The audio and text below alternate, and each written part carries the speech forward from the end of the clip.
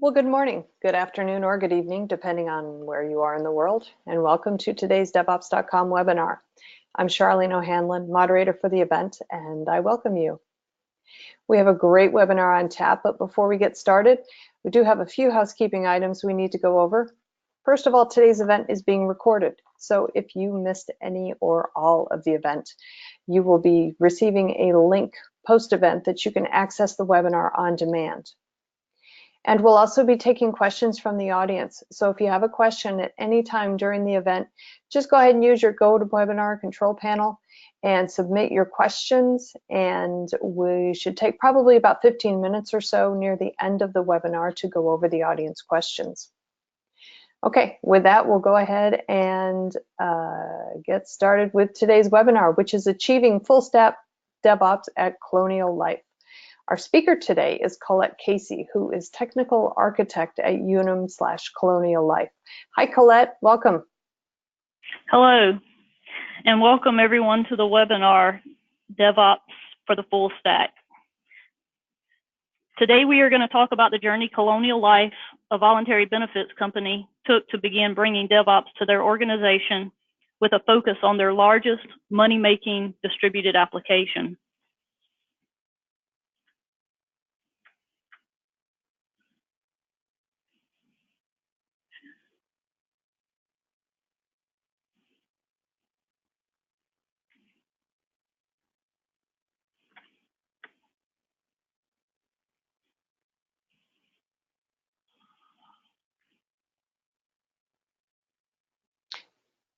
Colette, do you have the ownership of the screen there? You could go ahead. There it goes. There we go.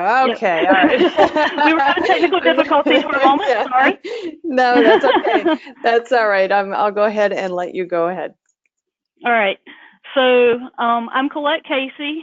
I have a bachelor's degree in computer science. I've been in the IT industry for over 20 years.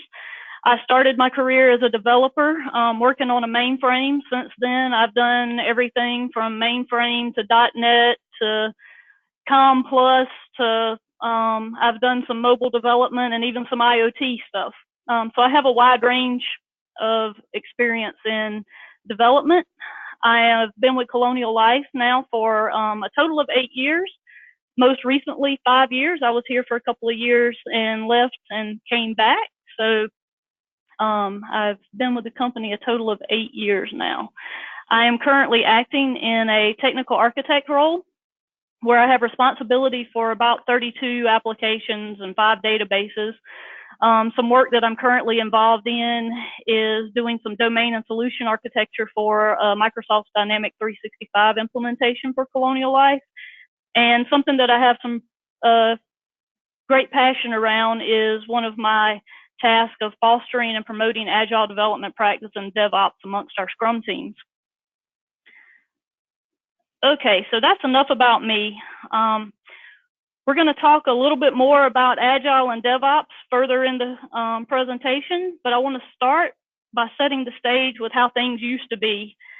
We'll look at the process as it existed a couple of years ago, the issues and challenges this process caused, the changes that we implemented, and how those had a positive impact for our development lifecycle as well as our teams.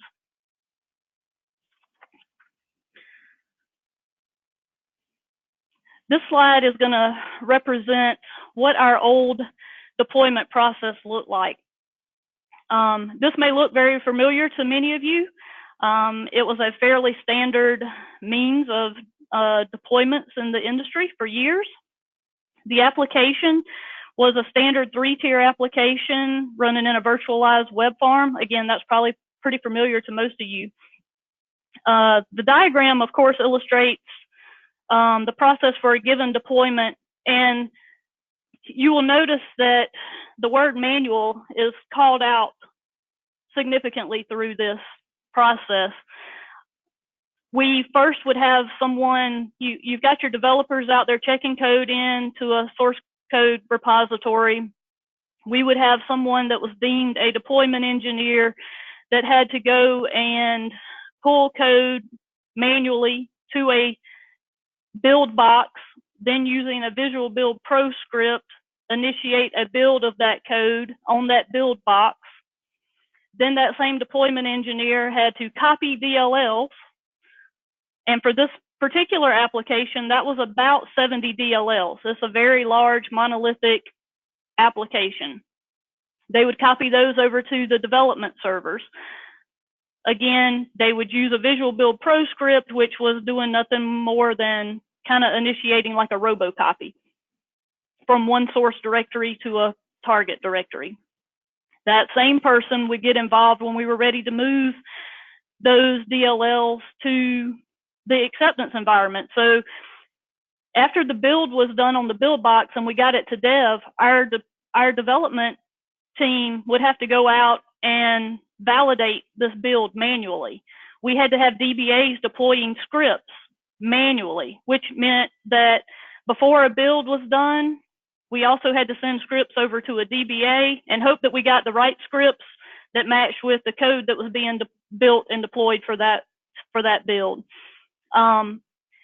Once we were good with said that everything was good in dev, then we had to move over to acceptance, which meant that deployment engineer had to come in and copy those DLLs again from a target server from a source server to a target server. We went from a single server in a dev environment to 2 servers in an acceptance environment. Again, having to supply the same scripts to the DBAs again for them to deploy to that acceptance environment. Then we had to have QA folks manually perform functional and regression testing. And we had to have that same deployment engineer, assuming we had signed off and said everything was great, then move those same DLLs to the production environment.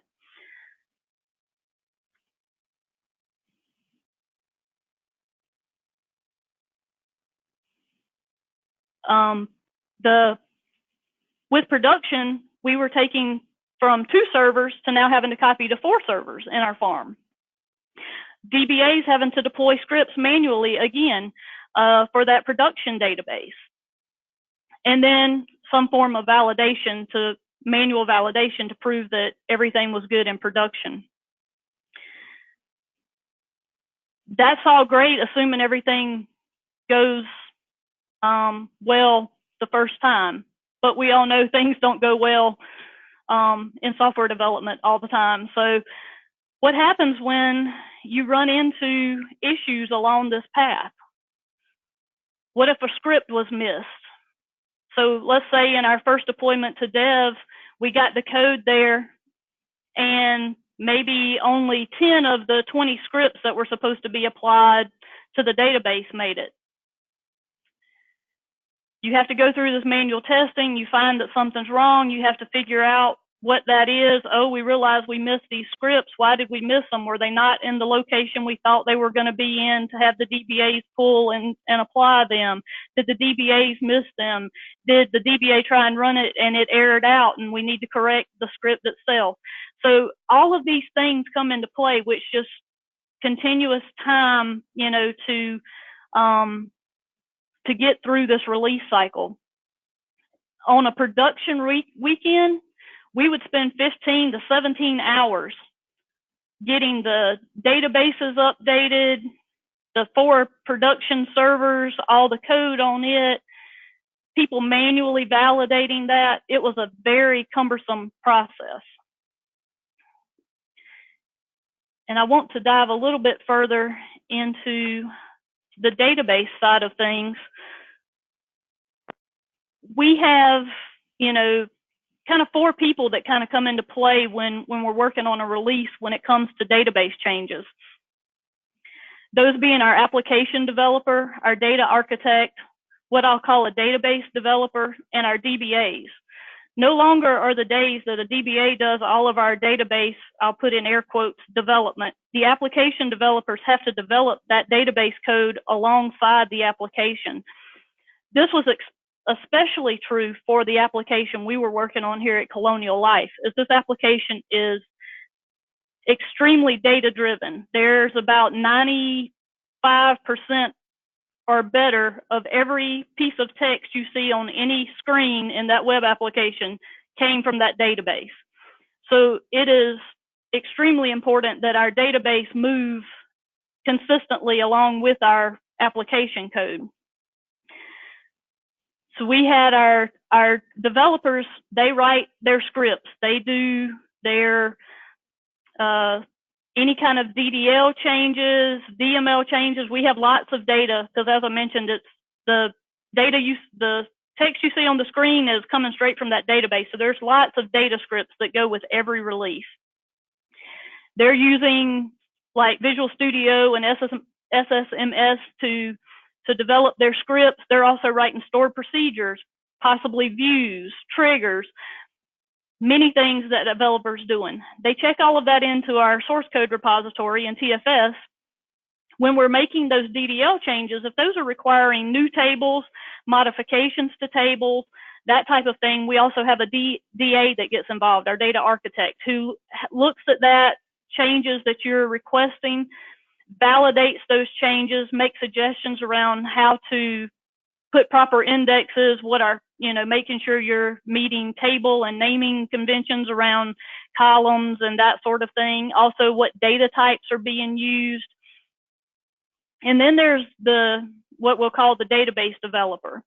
We had one person that, because, as I mentioned, when we would do deployments, somebody has to be responsible for gathering those scripts, packaging them together to get them over to the DBAs, and making sure that those scripts adhere to certain standards that we have from the dev team. One such thing being, we have a offline version of this application as well, which uses SQL Express on a laptop. These scripts have to get deployed to that laptop, just like they have to get deployed to our SQL Server database that our DBAs are in control of. When we're deploying to those laptops, due to memory constraints, we had to make sure scripts were a certain size. They couldn't go over a certain file size. So this DBA developer would split scripts if somebody's script was too large so that it could be packaged for that offline build. Our DBAs, of course, are responsible for getting the zip file that we typically attach to a ServiceNow ticket, getting those copied over to the server, performing manual backups of the databases so that we had a way to get back should something fail during this deployment, manually starting a Visual Builds Pro script that would execute each script in sequential order. If failures occurred, the scripts had to be manually corrected. A lot of times the DBAs had to then call back to your development team and typically talk to this database developer and said, hey, this script failed, I can't proceed. We had to correct those scripts at that point, and then we could give him a corrected version of whichever script failed, and he could kick off his Visual Build Pro script again and let it pick back up and continue down the sequential order. So now let's look at some of the issues with this old deployment process. This process was very risky. It was unreliable. It was slow and inefficient. Contributing to the risky nature of this deployment process was the fact that for this application, there was a check sheet that probably had 100+ items on it that was in an Excel file that had to be handed over to a deployment engineer, and that deployment engineer had to go through and basically manually perform each of those tasks in that spreadsheet. Needless to say, steps were often missed or left incomplete. The database was a completely separate process and a separate group of people. We had to get DBA's times to be available for us to do deployments. So we had to coordinate that with the DBA team. We had to provide scripts, again, in like a zip file to them. And with any given deployment, there's typically hundreds of scripts that go along with this application. We typically developed in 2-week sprints. We would deploy to dev and acceptance every 2 weeks. And then about once a quarter, we would do a production release. So you had every 2 weeks going to our 2 lower environments, and then, 4 to 5 months down the road, we were deploying to production. So making sure you had all of these people's times, those deployment engineers and those DBAs, on all of those days that you needed. It was unreliable. There was no versioned package, no versioned artifact that you could go back to. So it was hard to determine what had been deployed in what environment and get back to that should you need to. So basically we had labels in TFS. If we had gone all the way to production, we might even have a release branch for your code, which would also have our database scripts in it as well, but that's only as good as when the branch was created or when the label was put there. So you really don't know for sure that what you had in TFS under that label or under that branch truly matches what you have deployed in one of those environments. Same thing for the database. All we had were scripts that were labeled in TFS. We might have a zip file that got checked in to TFS as well when we come together to put the package together for a given build. But again, it's very easy to miss scripts that should have been included in that zip file. And then, of course, it was slow and inefficient just due to the many handoffs between the various groups, dev teams, deployment engineers, DBAs, QA testers, constant handoffs, lots of time in between.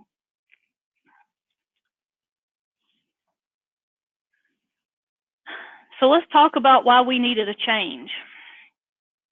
Initially, the change was led due to our Agile transformation. The company decided that we were going to convert to Agile. We were moving away from a waterfall methodology.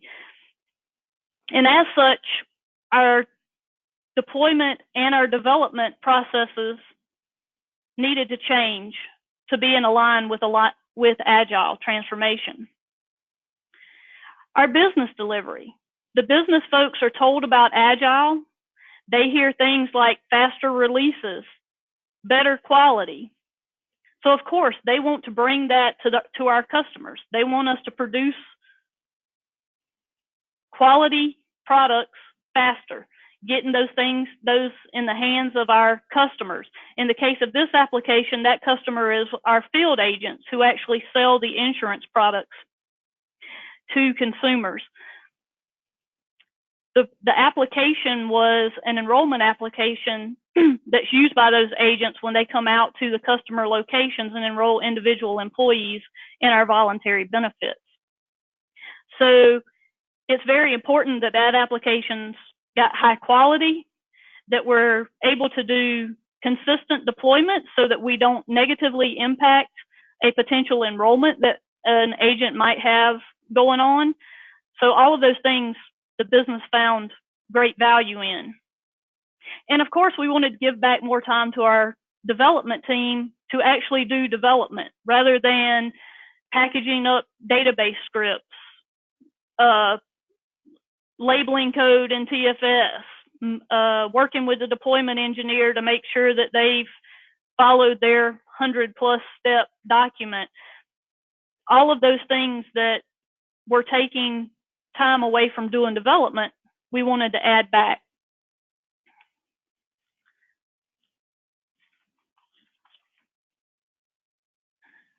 Now let's dive into how we went about modernizing our software delivery. Looking first at the stage of bringing DevOps for the full stack to Colonial and the Harmony enrollment application. So first we had to come up with some new tools to be used to help us in this transformation. We needed a tool set that could be used across our enterprise, not just at Colonial. So Colonial is an affiliate of Unum Group. We also have Unum US, Unum UK. We have a development group out in Ireland. We have an affiliate Starmount in New Orleans. So there's lots of affiliate offices. Not all of us use the same stack. Our primary stack at Colonial is a Microsoft platform, but Unum US, for instance, has some Java. Various different organizations within our enterprise may use some different stacks. So we wanted something that could be used not only at Colonial, but could benefit the enterprise. The tools we chose, so we have our backlog management in Agile Central. We're continuing to use Visual Studio as our development IDE, SSMS for our SQL development. We have TFS, both the TFVC and Git source code repositories. We brought in SonarQube for code analysis, Jenkins to be our continuous integration server, JFrog's Artifactory for our artifact repository, Octopus Deploy to handle automated deployments, and Datical for our database release automation. Now let's look at how those tools were used in our continuous integration process. So continuous integration, you want immediate feedback. You want to know about problems as soon as possible. With the application we were working on, as I mentioned, it's a large monolithic application. It has 18 to 20 developers contributing code to it at any given time. Those folks are also contributing database scripts because, again, there's pretty much nothing that shows up on the screen that's not in the database. So for us, we couldn't support for this application continuous integration in the sense that as soon as you checked in code that Jenkins kicked off and started our build and execution of unit tests and so forth. We had to rely on a scheduled build every 2 hours because it took about 30 minutes for this thing for you to pull the code out of TFS and for it to build, somewhere between 30 and 45 minutes. With 18 to 20 folks checking code in all day, every day, you would be in a constant build cycle and never get past that. So we opted for a 2-hour build schedule and a nightly deployment. We are both building and packaging code and database scripts on about a 2-hour basis. And then there's a final build and packaging that occurs during the nightly job that then actually deploys to our development environment. As I mentioned in the previous slides when we were talking about the old process, we only could go to dev every 2 weeks because it was such a long process and took so much time away from our developers that we could only go there once every 2 weeks. So we didn't even get the benefit of that development environment for folks to be out doing their functional testing to make sure that the items that were being delivered in that sprint were viable and functioning the way they were intended. By implementing this process, we were able to now have a build every evening go to development. And with that, not only are we able to get our code built and deployed, but we're able to get our database updated. We're able to have a package that we can rely on, and we're able to get that code, that database code deployed to that database alongside our application so that the next morning when the testers for the Scrum teams come in, they can log into that development environment and they can work on testing anything that sprint is being delivered. This process is repeated nightly. When we first started, we needed, because this application is so data-driven, relies so heavily on the database, we had to ensure that our database code moved with our application code. Otherwise, it did us no good. We took a baby step to get there while the enterprise was validating tool sets around database to have Jenkins just deploy scripts for us. Well, okay, we could get our scripts deployed, but we were getting constant flack from the DBAs. They needed more control. They had no idea what was going on. There was no way to tell what people were doing in those scripts. They had no eyes on them. They had no rules around whether or not you were doing the things that they have deemed standards for their databases. Just no control. They were completely left out of the loop. And we didn't want that either. So Datical was chosen for some of those very reasons. Datical provides the great ability for you to have your base rule set as well as additional rule sets added specific to an application or database. And it gives you the flexibility to package and have an artifact that's available and versioned just like your code so that it can follow it through the deployment process. It can handle that deployment for you. It gives you great reporting around what has been deployed, what errors may have occurred, if any did. So that was a tremendous asset for us in making sure that our database moved with our code. So now we're looking at getting code promoted.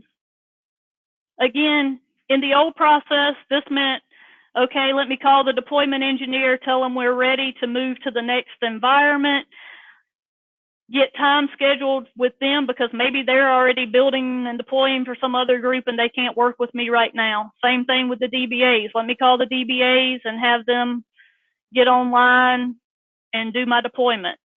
Well, now all we have to do is we submit our ticket weeks in advance or days in advance or however we want to do it. We have a deployment engineer that is scheduled. That deployment engineer, all they have to do is go into Jenkins and or Octopus Deploy, whichever they find easier for them. They can kick off a Jenkins job, or they can go click the deploy button under the next environment in Octopus and move those packages, not only for our code, but for our database as well. We were able to utilize Jenkins, Artifactory, and Octopus with our deployment for our database, just like we are for our code. So the tools for our deployment engineers stay the same. While Datical runs in the background doing these things, we get to initiate the Datical processes using the same tools that we use for our code. So again, tremendous help. We're still doing, but due to audit and some compliance things, we still have some requirements around the fact that there needs to be certain things done before you go to production. So we haven't gone to a complete continuous deployment phase where everything is automated all the way through to the deployment of production. There's still some pauses and checks in there around audit requirements. But we do have a continuous delivery pipeline, and we have this automated deployment. We now know that things are reliable. We know the same code is getting deployed from dev to acceptance to production. We know the same database scripts are getting deployed between dev, acceptance, and production. It's all completely automated and repeatable now.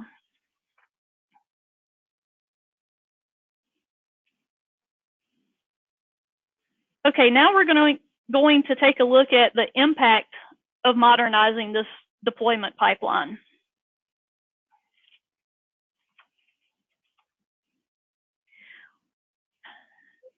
We were able to shorten our release cycle as well as make improvements within the release cycle. Again, we were having builds that were taking hours and days to get to deployed. Getting that down to where the build was happening in under an hour and being deployed in, another hour, where we went from it might take us a day and a half to get a build out to dev for people to start testing on that 2-week cycle. We were down to having that done nightly in a couple of hours. Tremendous improvement. We were able to eliminate a lot of the handoffs, which also meant reducing the time and hours that came along with those handoffs and transitioning things from one person to another. Tremendous savings, on average about 5 to 10 hours per build in those lower environments. In our first year, which was last year, using this process all the way through a production deployment, we were able to go from doing 3 releases to performing 7 releases last year. We were able to give the business what they looked for, being able to offer more often releases, providing value to the business, to the consumer more often.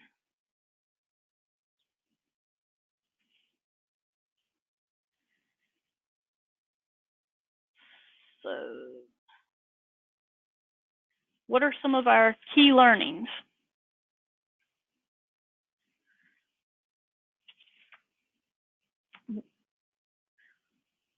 One thing I would recommend when looking at taking on a process like this is evaluate your applications. Start by getting your build automated. Then move to doing automation of unit tests. Getting that immediate feedback loop started so that your developers are aware that code they checked in will build successfully and it hasn't broken any existing tests to this point. Or if it has, they know sooner so that they can get started correcting those mistakes. Then work on your automated deployment. But you can't forget about your database. You need to make sure that you're taking your database alongside your application. You need to automate your full stack. You can do simple automation to get started, but a tool like Datical will give you the robust CI/CD for a database that you need. It gives your DBAs confidence that you are adhering to rules. You have packages that you can go back to, just like you have packages for your code. And another thing I would say, don't be afraid of tackling your large legacy monolithic applications. We did. We proved that it would work for this large application that was so important to our company, which just gives everyone confidence that, oh, for these new, more greenfield applications, smaller applications that we're building now, we can make this work for it as well. And we can reach those benefits for those applications, just like we did for this large application. Once you've gained, by going through and just doing your automation, you're getting in a short term, you're getting benefits realized. So you're getting those benefits out there faster. Once you've got the benefits from just doing the automation with the reliability of the automation, start looking at, should I re-architect some of these legacy applications? It's a long-term effort, so your benefits aren't realized until a later time, but you can get a lot of gains from keeping your applications current from an architecture perspective as well. But we know that not everybody's going to be able to bite off re-architecting every application so that they can do DevOps. Start with those automated build and deployment processes.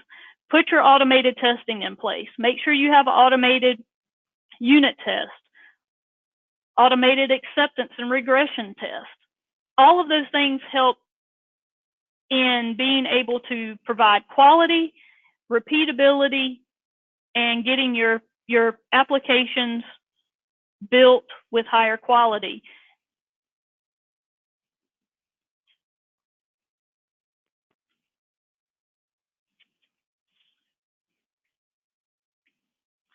What types of tools work best? You have to look at your stack and understand what tools might benefit you in your DevOps world. We looked at tools based on, again, we want to make sure that we can use tools for the enterprise, not just for what Colonial's doing.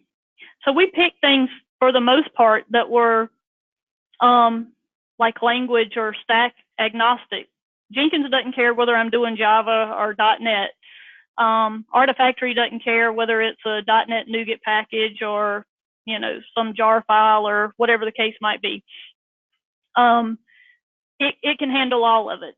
Datical, too, is agnostic. It supports most all common DBMS platforms. So, you know, look for tools that are flexible so that if you are maybe currently in one stack and you're looking to move to another technology stack, that you don't have to switch out your tools.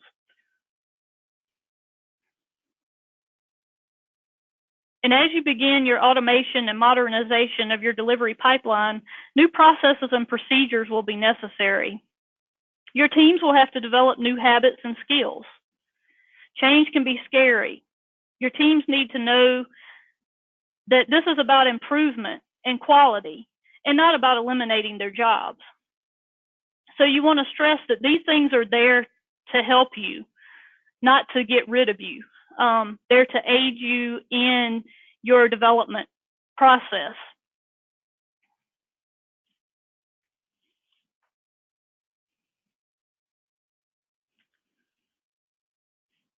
So database best practice. If you have applications like we had that are heavily data-driven or otherwise coupled to a database, you have to ensure that you don't just try and do CI/CD for your code. You have to take your database with you. It's imperative. We had with this application, there was one deployment that by the time it went to production after those 4 or 5 months, there were over 900, I think the exact number was something like 957 scripts that had to be deployed for that single release.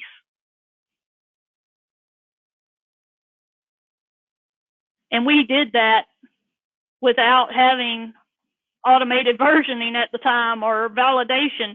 It was all people trying to do that manually. Can you imagine how long it took to make sure that we got all 950 some odd scripts put together, that the DBAs were able to go through and do that? Now, with something like Datical in place, it manages that for us. When I think the first release we did to production with Datical, I think there were something like close to 600 scripts. It was done for us in, you know, an hour or so, where if we'd have had the DBAs involved, they would have still been, you know, deploying those things manually for hours to come. So again, I can't stress enough how important it is for keeping your databases, allowing this automation for your databases, this DevOps process with your database, just like you do for your code.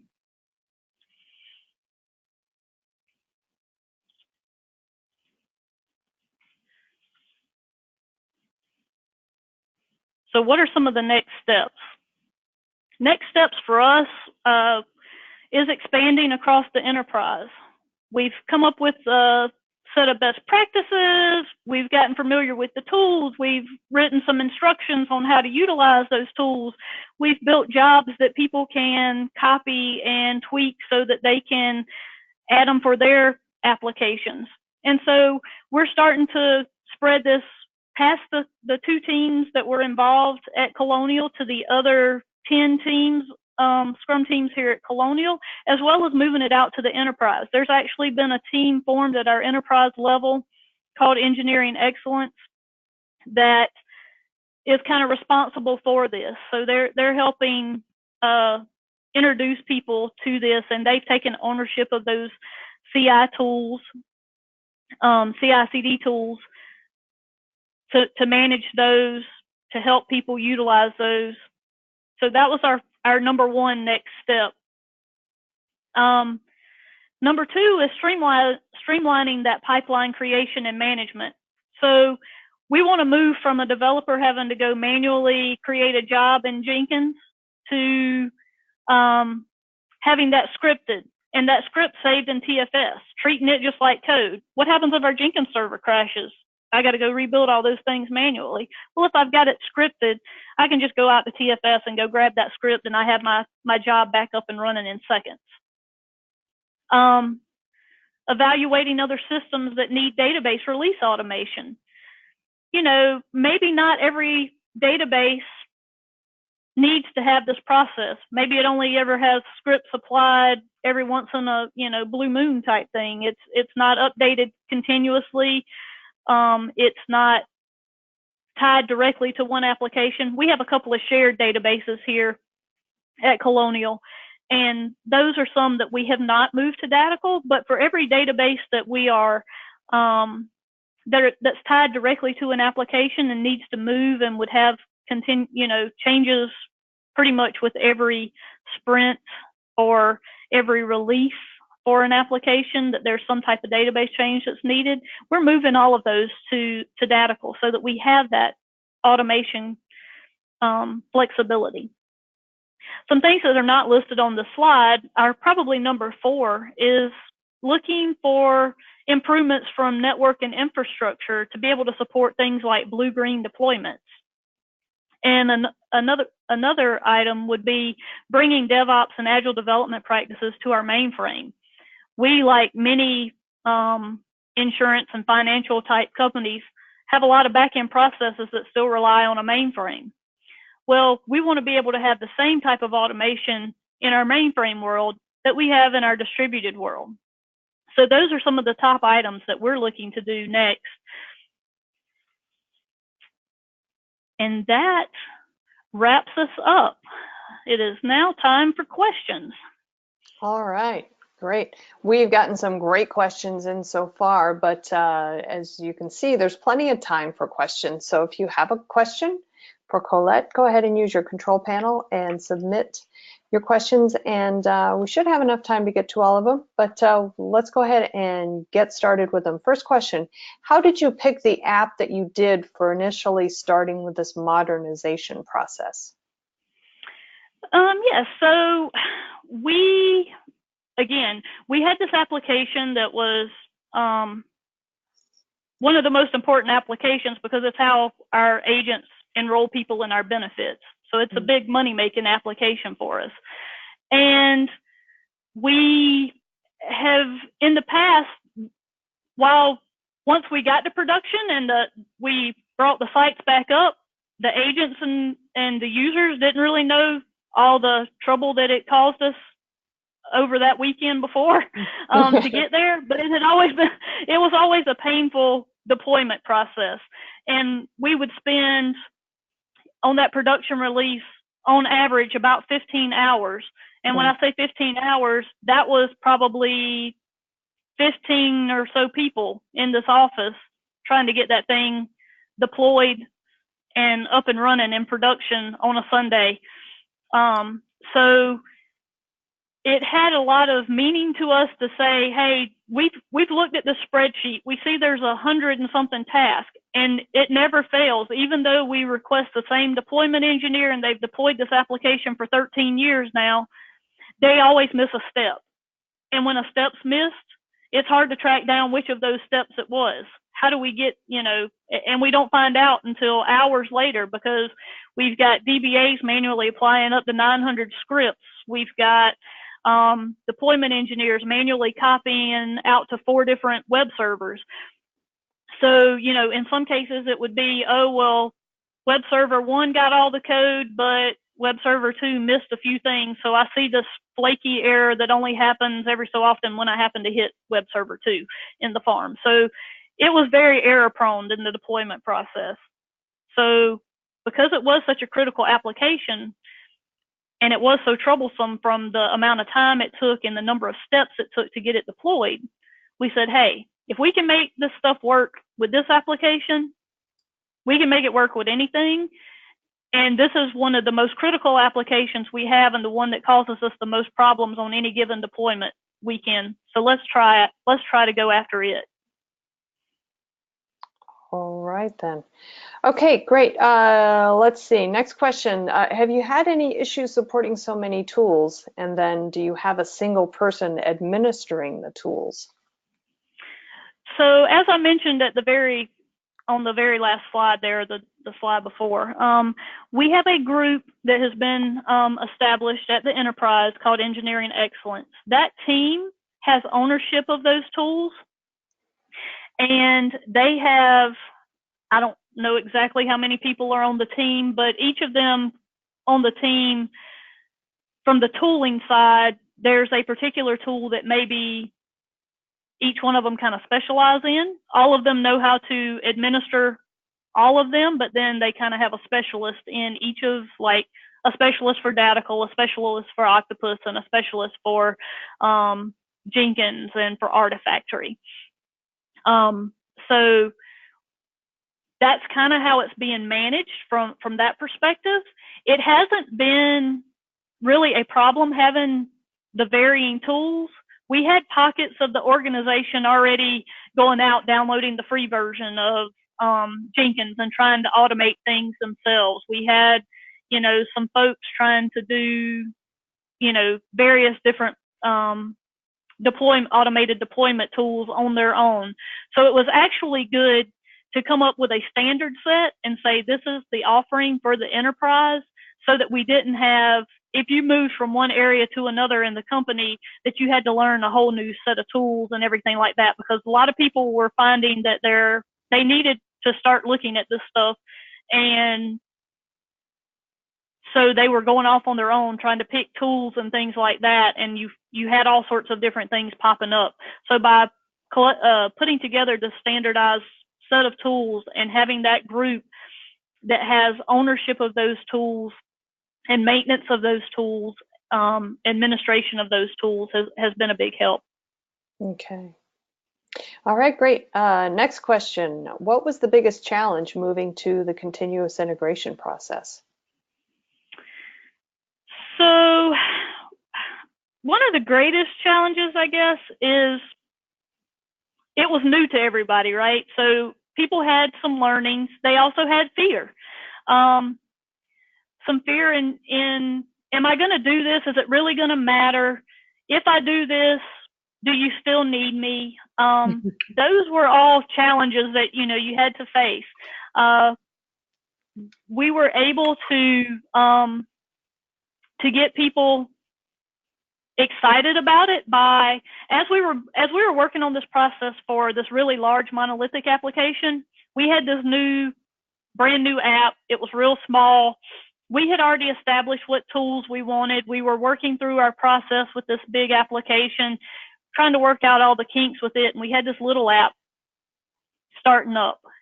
And it was something they were wanting to turn around really quick, get live in production within, just a couple of months. And so we said, you can't do that following these whole processes. Let's take what we've established. Here's our learnings. Here's the things we're doing. Our little team that's been working on this is going to go off, and we're going to do this for this smaller application. And so we can see the benefits quicker as we're still working through this big application. So we took that little app. The folks, like within, a couple of days, we had our Jenkins job up. We had our Octopus job up. We had Artifactory in place. We had all of that working. We were starting to deploy that app every time somebody checked it in, and their testers, their test engineers on those teams were able to, within minutes of a developer checking in code, able to go out and start their testing, get the things validated. So it was actually this other group that we implemented this process for on this little small app that helped spread the word and really come back and said, oh my gosh, I had my doubts and I was really concerned about this, but wow, in a day we checked in, 3 new features, and they were deployed, and the testers had them tested and validated by the next morning. It was, it's great. We're able to roll without any problem. So that helped us communicate to the other teams and these folks that had this challenge of, oh, you're changing my process. I've done it the same way for, X number of years. I'm a little afraid of having to do it this way. So I would say it's kind of that learning, that mindset change is probably one of the biggest challenges you'll face. Yeah, okay. All right, great. So maybe along with that then, the next question, were new people hired to support the DevOps process, or did you just train your existing staff, or was it a combination of the two? Or So when we first started out with the to look at DevOps, there was a consultant brought in to help with helping figure out what tools should we do, what things do we need to have in our process, those types of things. So a consultant around DevOps in general. That person was brought in, but our internal staff, no new folks were hired. They were just internal folks were trained.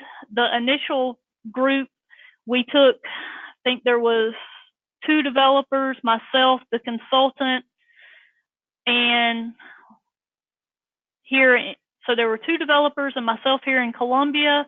We had 2 developers in Ireland, and the consultant was actually in Ireland as well.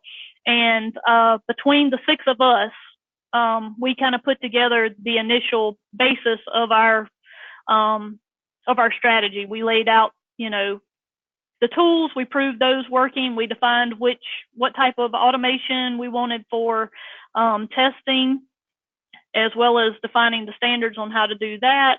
We laid out all of that stuff, and we just trained those 6 folks, just kind of got training on the job, so to speak, of how to utilize Jenkins and Octopus. And when we brought Datical on, we of course had the Datical folks come in and give us some lessons on how Datical works, and they helped us establish our Datical jobs in Jenkins and Octopus, and get our artifacts produced to go in Artifactory.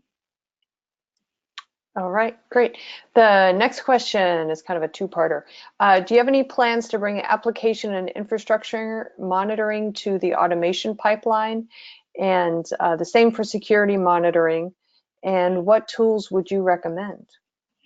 Yeah, so we actually we primarily use Veracode for most of our security scans. And we are just recently adding Veracode as part of one of the steps in our Jenkins job. So it will automatically go out and scan the application code as part of the Jenkins job. SonarQube gives us some code analysis, which can help as well with some of your security, certain types of security scan.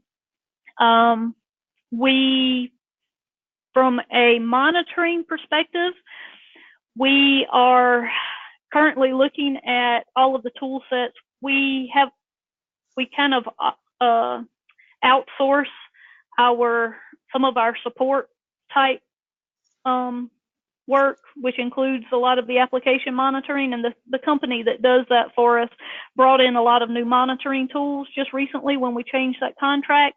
So we are looking at their tool sets and how those could be utilized as part of our automation as well. All right, great. We have got so many great questions in.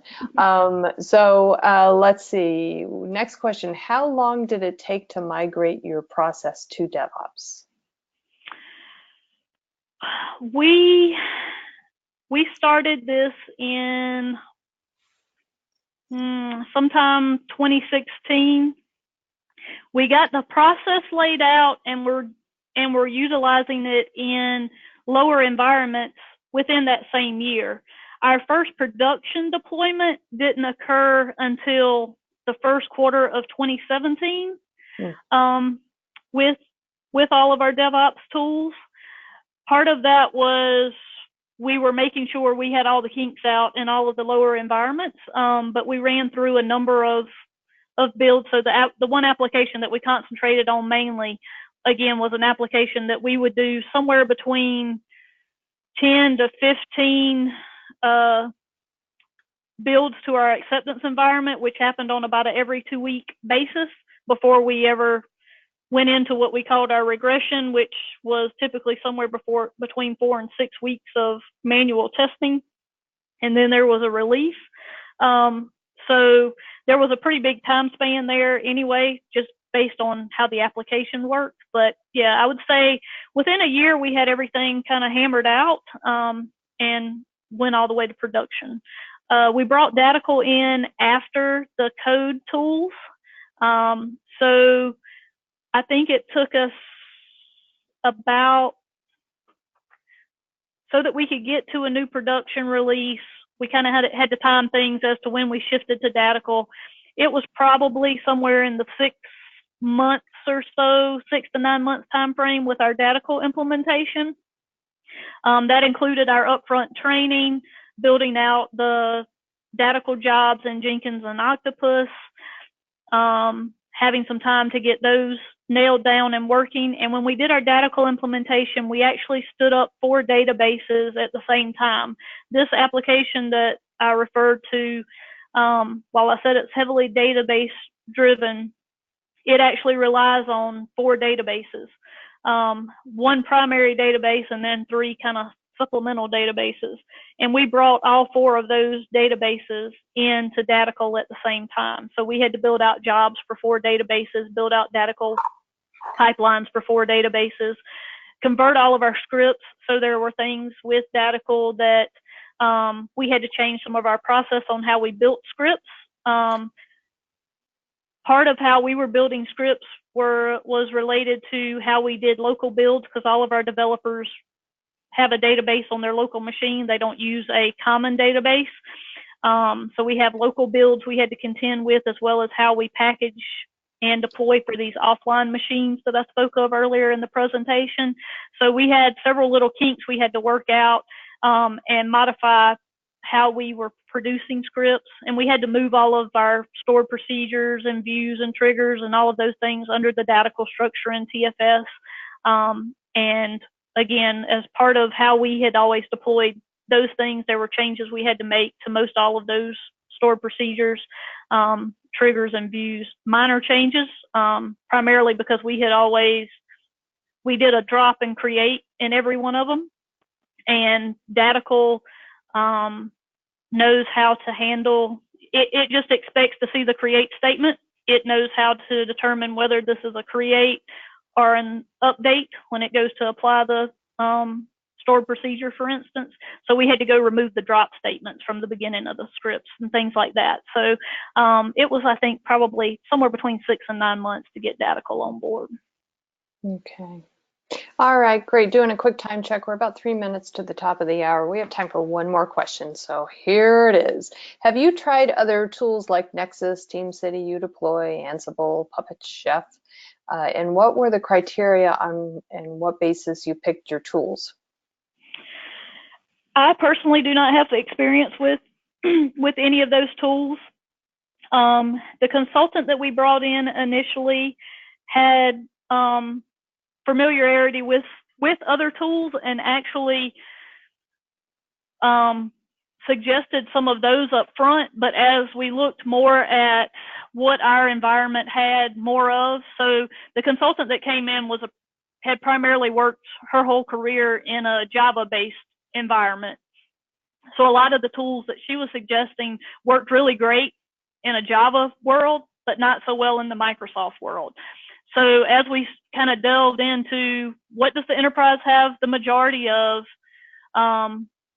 what types of functionality do we need, which tools are best suited. So for instance, TFS build, well, you can do a lot of the same things that Jenkins does, but Jenkins has been around a lot longer. It's been a little more proven. It has more plugins available. Things like that. So we kind of evaluated based on things like that, looking at what we had in our enterprise, what did we have the most of, so what did we need it to work really well with, and then let's compare some of those things and say, okay, well, Jenkins has a bigger, has a better selection of plugins, for instance, than the TFS build does, and things like that. That's kind of the process we went through. All right, great. Well, unfortunately, that is all the time that we have for the questions, but please know that we do have all of the questions here, so I'm sure the folks Colette's group or somebody over at Datico will be more than happy to follow up with you post-event to get your question answered. Also want to remind the audience that today's event has been recorded. So if you missed any or all of it, you will be able to access the webinar on demand. You'll be receiving a link in an email after the event that will take you right to it. The webinar is also going to be living on the DevOps.com site on demand. So just go to the DevOps.com site, click on webinars, and it'll be listed in the on-demand section. While you're there, please check out the list of webinars that we have both coming up and on demand. Hopefully there'll be one or two that pique your interest, and be sure and check them out. Colette, thank you so much for your time today. It was a great presentation. I'm sure the folks got a lot out of it. I know that I did. It was really, really fascinating. So thank you very much. Thank you. Also, it was my pleasure to be your guest. Great, great. And I also want to thank the audience for joining me today. And this is Charlene O'Hanlon again, and I'm signing off. Have a great day, everybody.